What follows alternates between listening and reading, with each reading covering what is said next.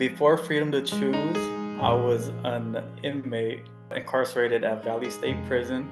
I would say I was a little bit lost. I was still looking to find my way as far as finding myself and being comfortable in my own skin. My very first experience, I walked the big yard, made that long trek to the gym, and there was a line of people. And I was like, oh man, like I'm already getting anxiety.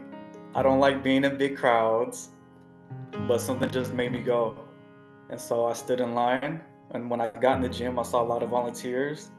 And there was a volunteer. He had asked me, "Hey, what's up, man? How you doing?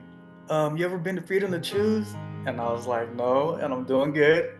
And he was like, "Man, you're gonna love it. You're gonna love it." And he was so hyped about meeting me, a stranger, that immediately it made me feel so welcome and so comfortable with that one individual. So I looked forward to meeting everybody else.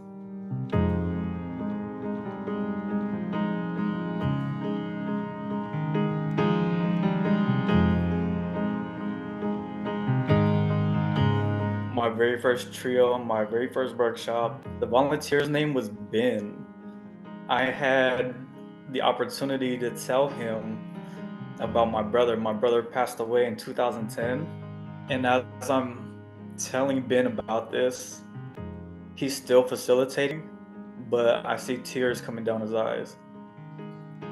And so when we switched, he shared with me how his son had died recently.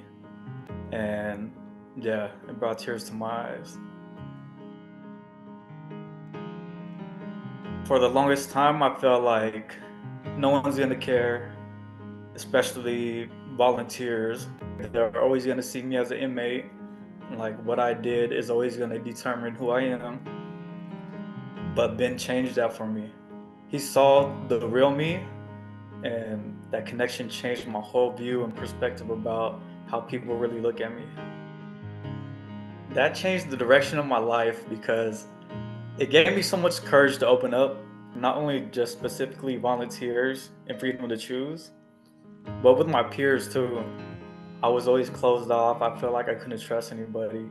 But after meeting Ben in that first trio and during that first weekend workshop, when I left that Sunday, I went back to my cell, to my block, and I wasn't just going through the motions anymore. I was motivated to do better, to become a better person, to open up, to continue trying to find more ways of peeling back those layers so that I can show the world the real me. I wasn't walking in circles no more around the track.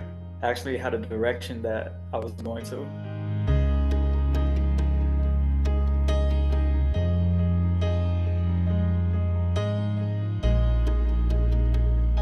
I took a chance and I actually applied for OMCP, which is the Offender Mentor Certification Program, to become a drug and alcohol counselor. The skills that I learned from Freedom to Choose, that really helped in becoming a mentor and a counselor for my peers. For the most part, I was relieved because I love helping people. I just didn't know where to start or how to start, and I didn't have the skills. So finally being able to help people and show them a positive way, like that really that changed my life.